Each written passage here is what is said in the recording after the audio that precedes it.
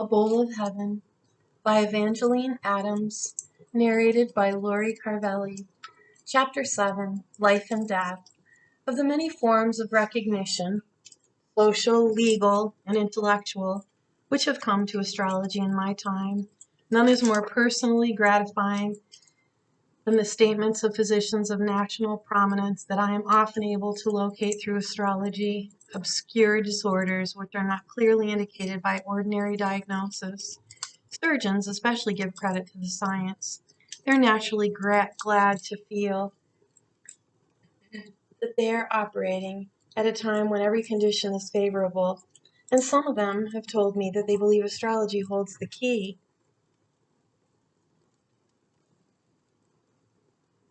to the medically unsolved problems of why some operations which promise no difficulty whatsoever turn out to be fatal, and others in which patients' conditions is known to be precarious or wonderfully successful.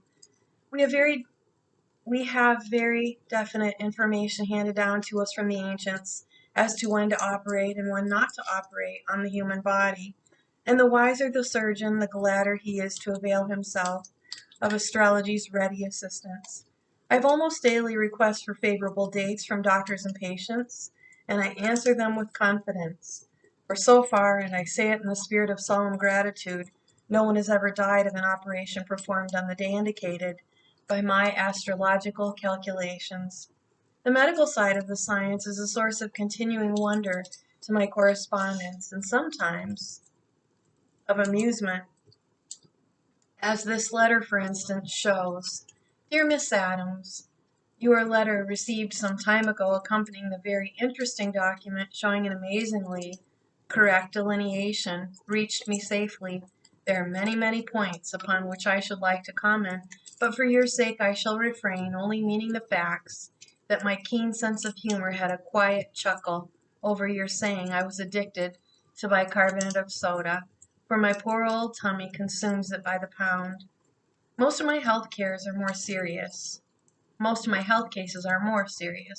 We have a boy, writes a typically anxious mother, one of 3, who is remarkably sturdy, and 3 years ago he had a touch of the flu, since which time he'd been well, and then not so well, but lately he's given me a great deal of worry. One doctor diagnosed the trouble as worms. Another doctor recommended his tonsils and adenoids be removed. I've lost 2 babies, and I'm afraid to think any more about it. What I wrote that woman is her own secret, and I have no permission to tell it here, but I know that she and her child are better off for their contract with astrology. A large number of my consultants concern themselves with the question of health, and I have always had a special interest in the medical phase of the subject because of my preceptor, Dr. Smith. The great physician allowed me to spend hours and days in his office between calls. We would prepare and interpret their charts, a practice which helped him in the diagnosis and gave me the benefit of his medical knowledge as well as his lifetime of astrological research. Naturally, I do not pretend to be a doctor or be able to give medical advice, but I do use my knowledge of medicine, just as Dr. Smith uses his knowledge of astrology to assist me in my regular profession. The stars are the greatest of diagnosticians, and when properly understood, prophets of almost unbelievable farsightedness. A man 72 years old, a multimillionaire who'd been coming to me for years, is crazy about flying and enters all sorts of aviation contests, but he never leaves the ground in anything jazzier than an elevator without getting my consent. He was to have competed in the recent aviation meet at Hartford, but he wrote me and found the accidental conditions prevailed on the day he was to perform. He stayed on the ground, but one of the other contestants, less well informed, crashed into a treetop and was killed. Excuse me. As I have said before, I get all kinds, the millionaire with his follies, the widow with her mire. I never know what I'm going to find in my morning mail.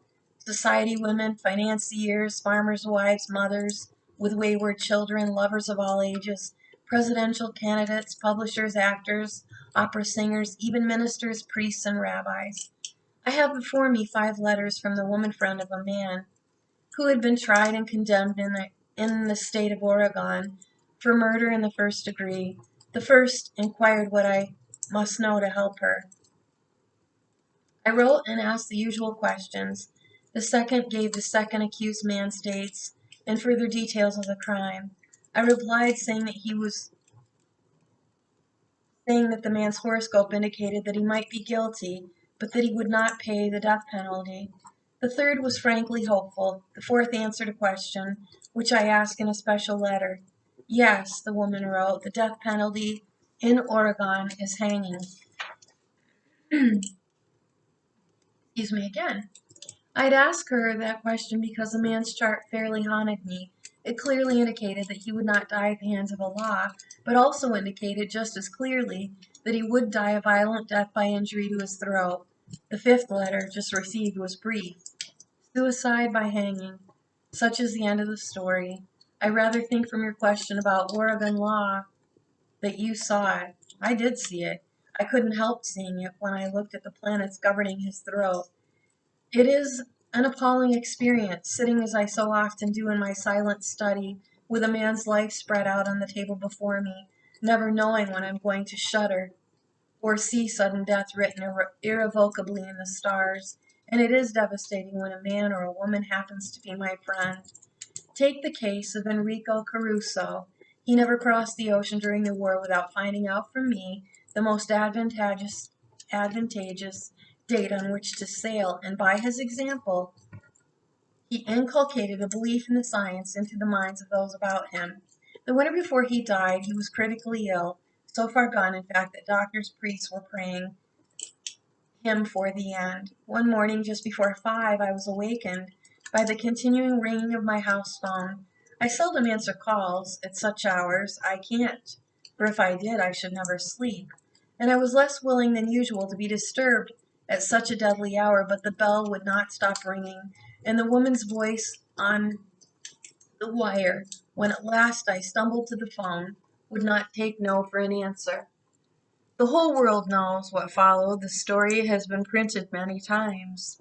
I looked up the singer's chart, saw that he would not die at the time the woman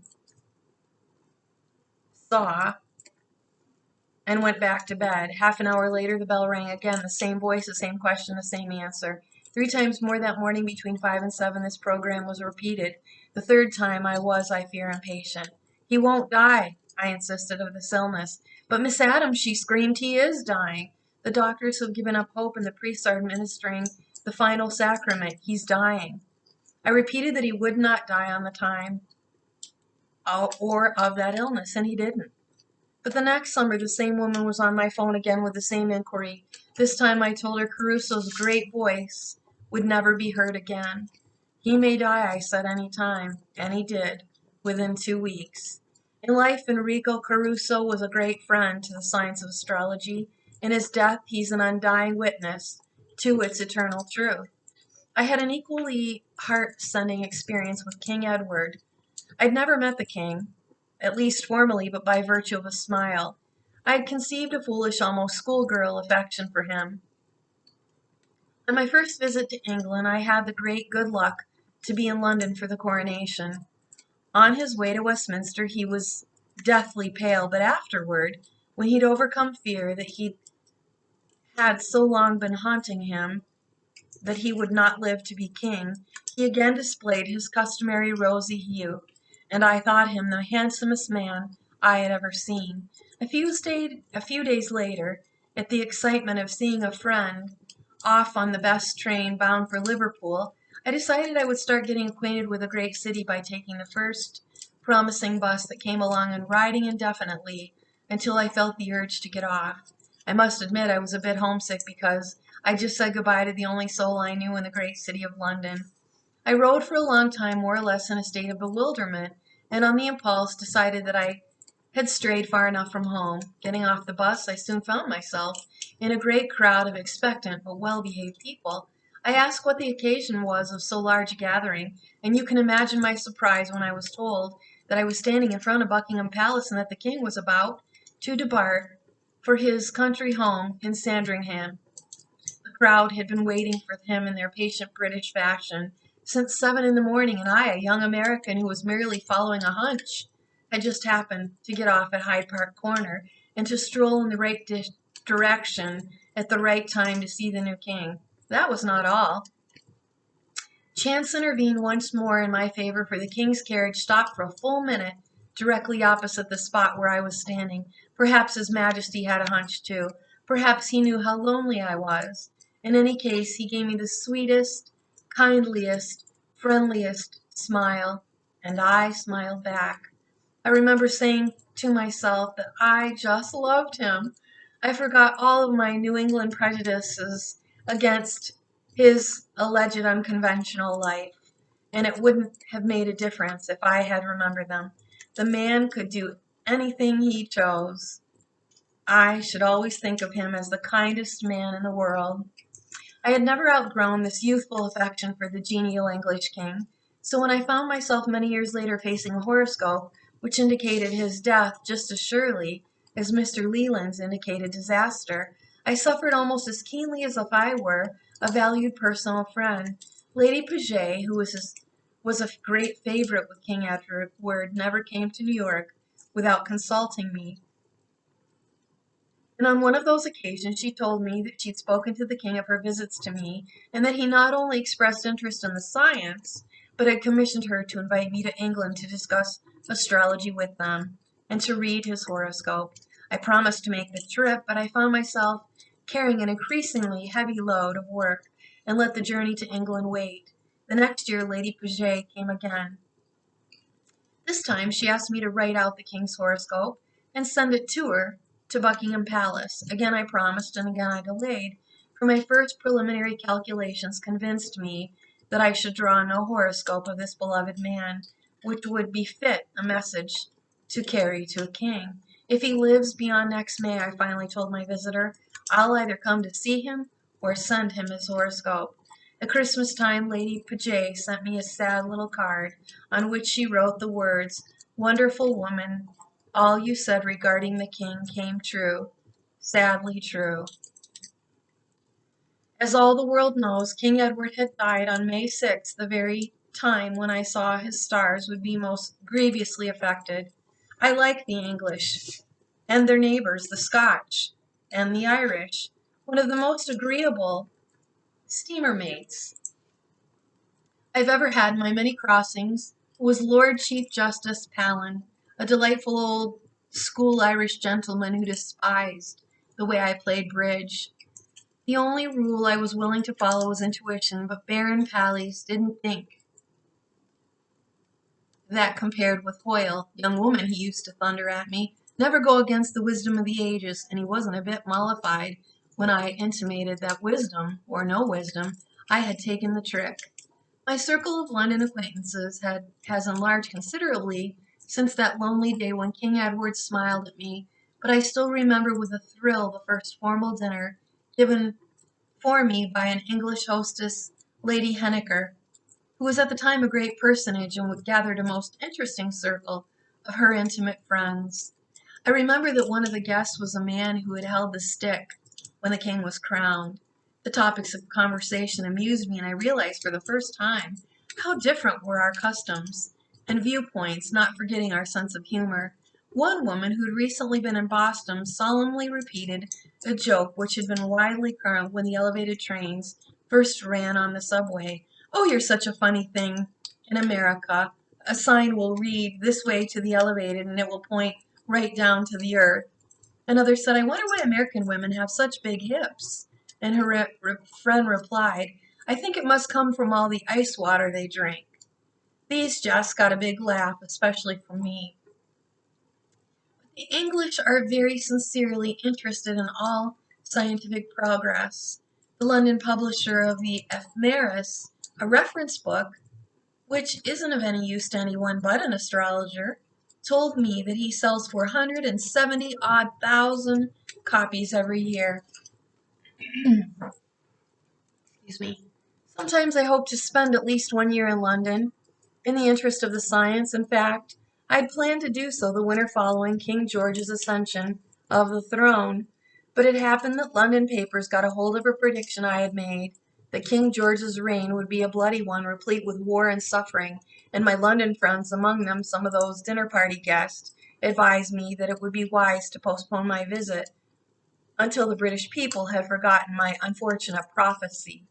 I've never had time to arrange for another London season, but I suspect that if I had done so at any time since July 29, 1914, my unfortunate prediction of war and suffering would have made my own season instead of interfering with it.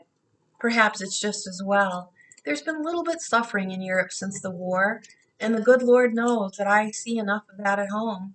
It is no rosy path that I tread, dealing as I do every day with life and death, seeing people suffer and often die unnecessarily. I often wonder, for instance, if Charles F. Murphy wouldn't be alive today if he had known as much about the stars as I did. A Tammany district leader who'd been coming to see me for years always asked me about his chief, but the last time he came before Mr. Murphy's death, he forgot his usual question until after he left the studio, so immediately called me on the telephone to find out what I saw for June 20, Charlie Murphy's birth date, and the nickname by which he always referred him. I see conditions very unfriendly to his stomach, I answered after a hasty look at Mr. Murphy's chart. He ought to look out right now for some acute indigestion. Oh, I guess he's all right, the voice replied. He was yesterday.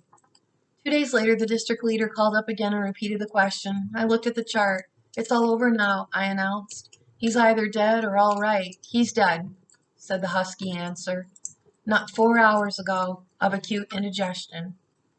Chapter 8, The Moneymakers. The story of astrology has always been a story of great men. King Solomon, the world's wisest ruler, ordered his affairs by the counsels of the astrologer. Napoleon, the world's most successful general, considered himself an agent of planetary forces and met his Waterloo only when he defied the warnings of the astrologer. And J. Pierpont Morgan, the world's biggest financier, drove the world before him because he had astrology behind him. Of course, I have no personal experience with Solomon or Napoleon, but I do know about the late J.P. Morgan's belief in astrology because, well, I taught it to him. I read his horoscope many times and furnished him during the last years of his life a regular service, explaining the changing positions of the planets and their probable effects on politics, business, and the stock market. No further proof of his interest in the sign is required beyond the fact that he renewed his service from year to year. The first time he came to my studio, his attitude was frankly one of curiosity tinged with suspicion. I had a heavy Chinese screen in one corner of my studio, and I remember how Mr. Morgan pulled his huge frame out of his chair and looked curiously behind the screen before beginning the interview. But that attitude melted away at the first meeting, and in his last years, he asked me from Egypt to join him and his party in the Orient, where he had gone on his famous yacht, the Corsair. His idea was to spend several months in the scientific investigation of the occult in those parts of the world where its practices reached back to prehistoric time. I declined the invitation, not because I didn't appreciate the opportunity, but because I had to pursue my own investigations here in this little room in the mysteries of the human soul. But Mr. Morgan is not the only Wall Street genius who's taken astrology's advice and profited by it. A few years ago, a fine, handsome man, one of the most splendid specimens of physical health I have ever seen, entered this studio and reminded me of a reading I had given him in 1907. At the time, he had told me his name. I think he had regarded the whole business as something of a joke, but this time his manner and attitude was quite different.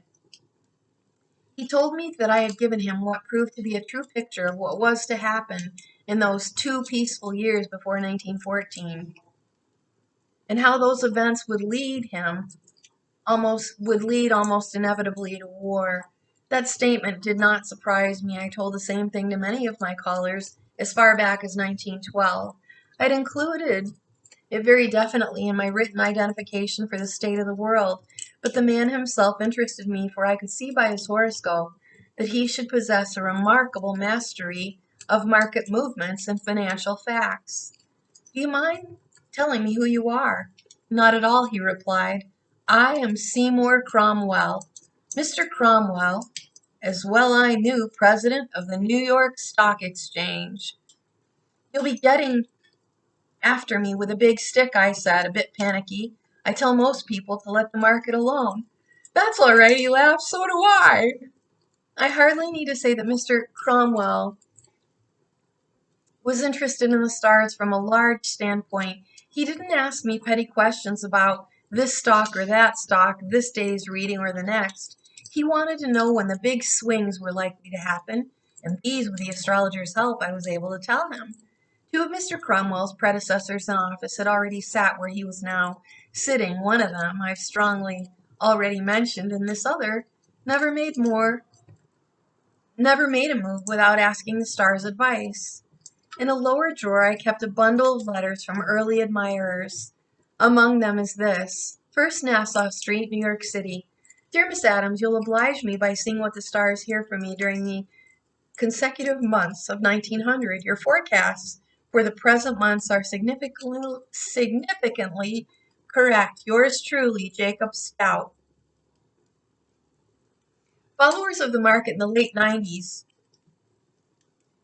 and she's talking about 1890s, Jacob Stout, not only the distinguished head of the stock exchange, but is one of the most successful operators on its floor. This part of my work is with me always. Two more spectator market operators of the past year and a half has consulted me repeatedly. Dozens of men in the street, whose names are known wherever stocks are sold, avail themselves of my monthly indications, and fully 1/3 of the people who come to see me and write from distant points ask me how they can seek their fortunes in the stock market. Most people, I find, want to make so much money and make as much money as they can. 2 winters ago, an old consultant of mine went to California and became imbued, as many do, with a desire to go into the real estate business. I looked up his stars and found unforeseen difficulties would beset any new venture which he might undertake at the time.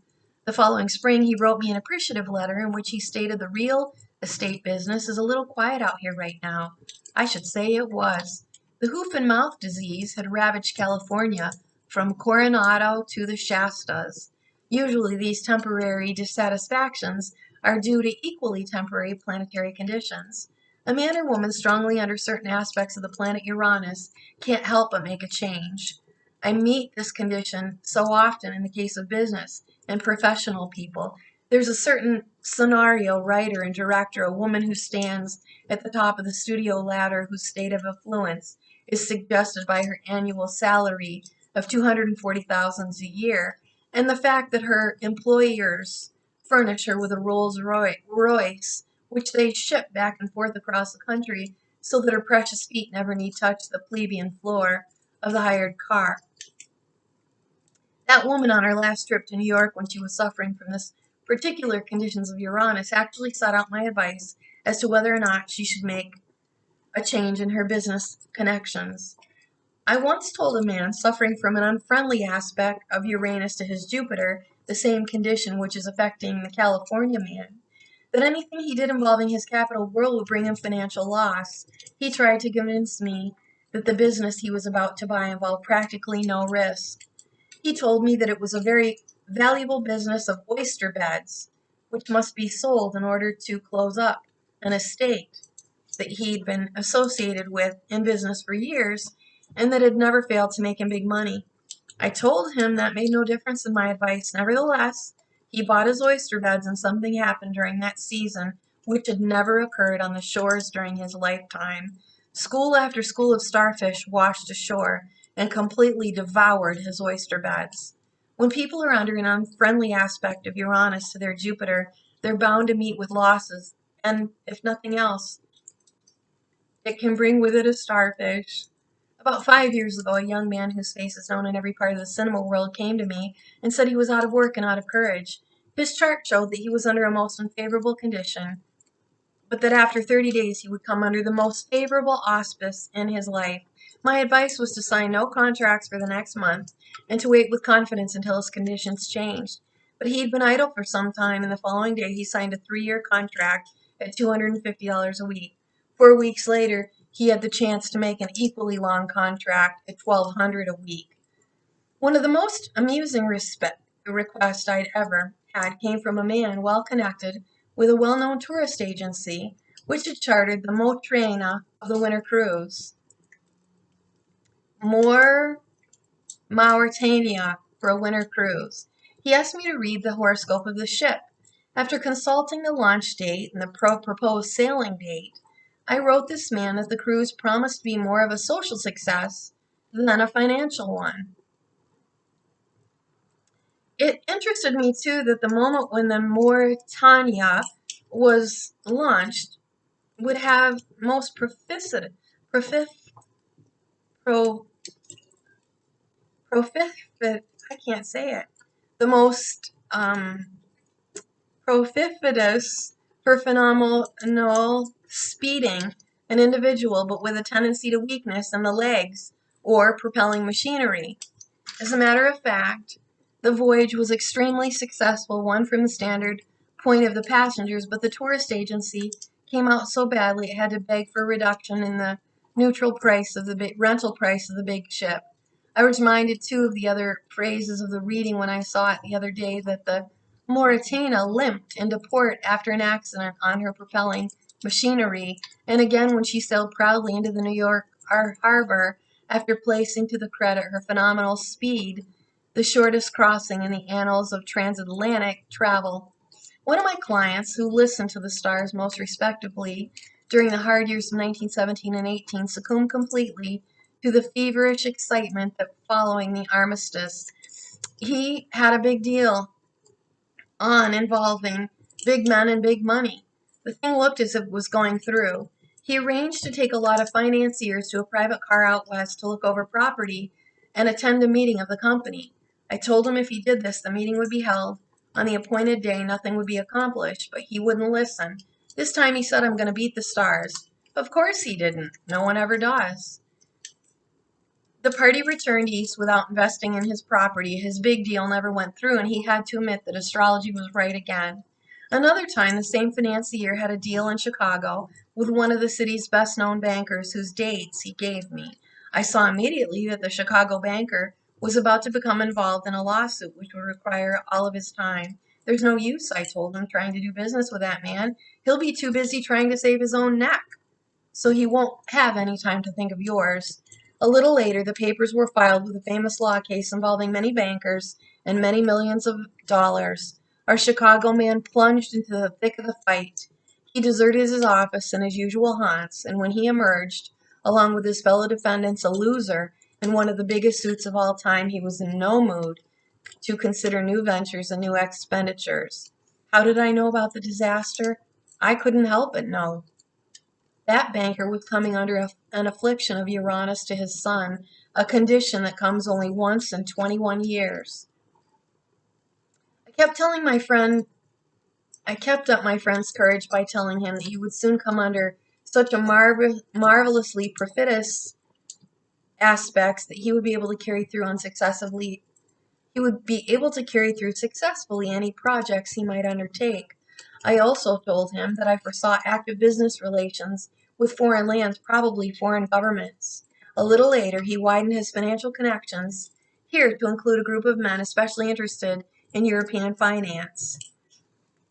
For them, he went abroad, dealt with foreign officials and bankers, including the heads of the Bank of England, and was largely responsible for the successful flotation of a large bond issue for one of the war-stricken European cities. Everything he now touches, thanks to his stars, turns to proverbial gold. A man came in to see me last week who is a partner in a banking establishment in Wall Street. Miss Adams, he said, I came to see you last spring and told you I had an offer for my stock in the firm. I asked whether or not I should sell. What did I say? You said no, and I took your advice. I now remember the case perfectly.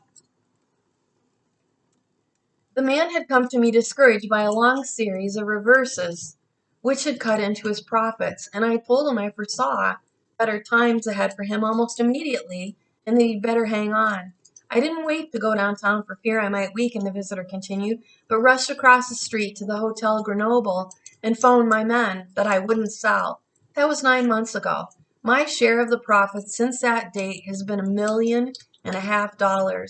I seldom need to urge my clients to change. What I usually have to do is plead with them to hang on, and often they're glad. For instance, Dear Miss Adams, during the fall of 1924 I wrote to you about my unhappy mental condition due to the persecution of a man who was then manager of the office where I am employed. You advised me not to change my position, and I acted accordingly. However, things grew worse instead of better in the office, and finally, after I had an attack of grippe, the situation was unbearable, and I sent my resignation to the Home Office. They refused to accept it, but sent a man to investigate, with the results that the manager was asked to resign, and I was put in charge of the office until they appointed a new man with an increase in salary. I have one client, a big, that's the end of the letter, excuse me. I have one client, a big copper and iron man from the West, who first came to me in 1924 to inquire about a mine which he had just begun to open. I saw right away he had undertaken a venture when he was under a most unfortunate affliction of Uranus to Jupiter. Better shut down and wait for favorable times, I counseled. But he couldn't do that, or thought he couldn't do that because of his associates, so he kept on boring. Pretty soon the $50,000 he appropriated was used up, and no ore in sight. Then 100,000, 200,000, 300,000, without success until during the past few months the aspect wore off, and by opening a new shaft he struck a vein for which he had hitherto sought in vain. Now he expects to make a fortune, but the money he spent during the intervening months went for nothing. He might better have taken the astrologer's advice and waited. The same man is about to dig a $10 million tunnel, but he isn't going to start it until I say the conditions are right. Another man in the same line of business approached me first of all about his father, who was suffering from a painful malady for which the attending physician refused to operate. The mining man believed that they should. The stars backed up his opinion, and of course they indicated the most advantageous dates on which to have the operation performed. The doctors were overruled, the operation was successful, and the two mining kings, father and son, became ardent believers in astrology. Only once from that day to this did they go against my advice, and that was in the manner of engaging an engineer of international reputation, of whose dates I did not approve. This man is thoroughly unreliable, I said, and he drinks like a fish. That can't be possible, exclaimed the mine owner. Look at his reputation. I don't care, I insisted. What his reputation is, he drinks. And I wouldn't trust him drunk or sober. The mining men were unconvinced. They hired the famous engineer. The drunkenness which he had so far concealed from the public developed almost immediately, and on top of that he was detected using his knowledge to enter into dealings with the enemy. Father and son went back to astrology and stuck there. Often a man comes to me about a strictly financial matter, and I see in his horoscope other conditions about which I should warn him. Such a man was one of these husky bridge-building fellows who came to see me about finances. I told him he shouldn't worry about money, that his trouble was coming to him through his family, probably through his children. But Miss Adams, he insisted, I have two of the finest boys in the world. I didn't argue the point. I never do with parents. But the war came, the two boys were drafted. They went to France, but they did not fight for their country. Instead, they deserted from the ranks. Such things sadden me tremendously, especially when I see them coming in horoscopes of people who do not come to see me themselves, but whose dates are sent to me by an interested third party. One day a man gave me the dates of Charles L. Wagner, the concert and theatrical manager. I told my client that Mr. Wagner was certain to have trouble with an artist, probably a woman, and that unless he was most careful he would be involved in a lawsuit. The following season all the world knows, and the manager was sued by Madame Gally Kersey for several $1,000s. 2 or 3 years ago a client came to me with the dates of a famous movie star. She was hardly more than a child, but she had a terrible horoscope. The moon afflicted, a condition indicating trouble with her mother, and quarrels between mother and daughter have since become common newspaper property.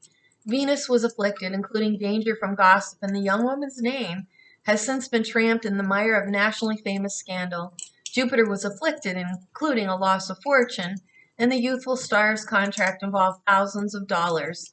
It's never been renewed. I don't like to read horoscopes like that. They tend to depress me and make me less fit to help those with a chance of fate. but I handle them as frankly and tactfully as I can. No one ever leaves my doors depressed or discouraged, if I can prevent it, nor ever shall.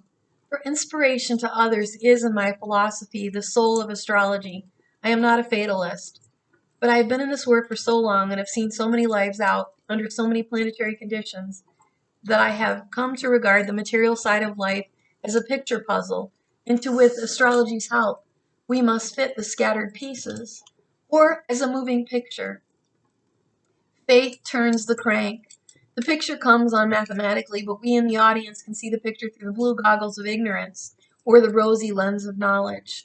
Astrology's job is to furnish the knowledge. The astrologers to furnish the rosy lens.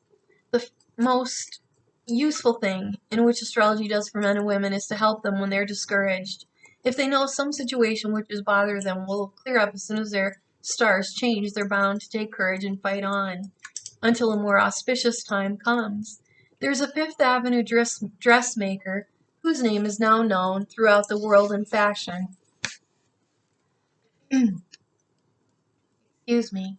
He occupies much the same position in New York that Paquin and Callot do in Paris. Many years ago he came to me absolutely discouraged. He was ready to close shop and commit suicide.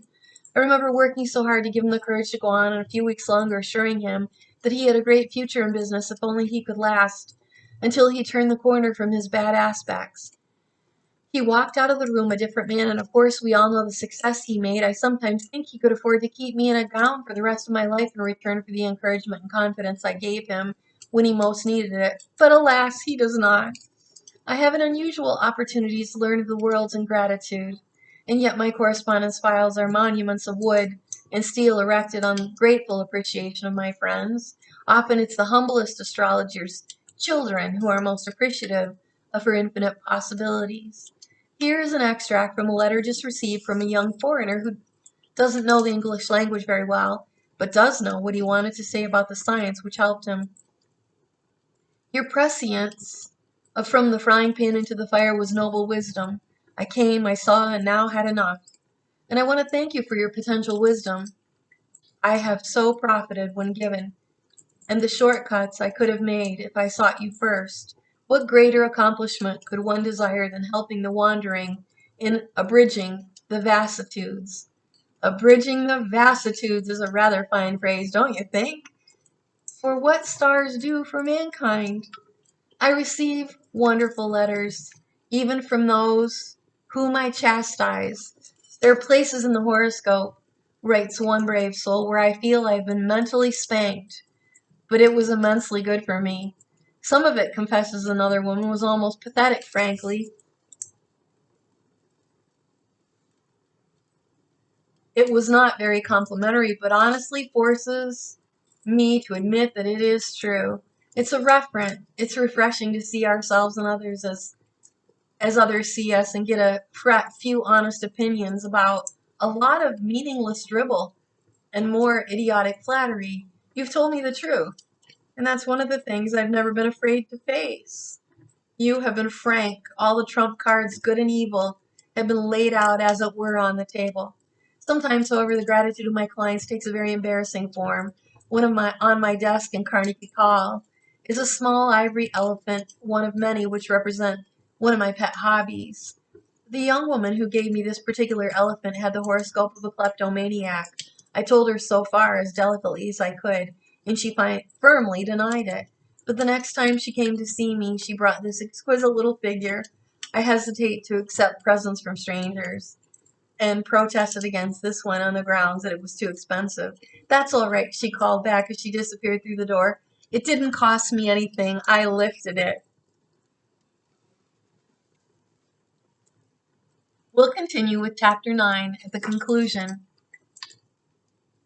This is the conclusion of A Bull of Heaven by the most entertaining astrologer, Evangeline Adams, who practiced her craft in New York City in 1899, but 40 years earlier practiced in Boston. She left this world in 1932, but she left us a treasury of books with her own particular style. stay tuned for the next part and chapters in the book of Evangeline Adams, A Bowl of Heaven.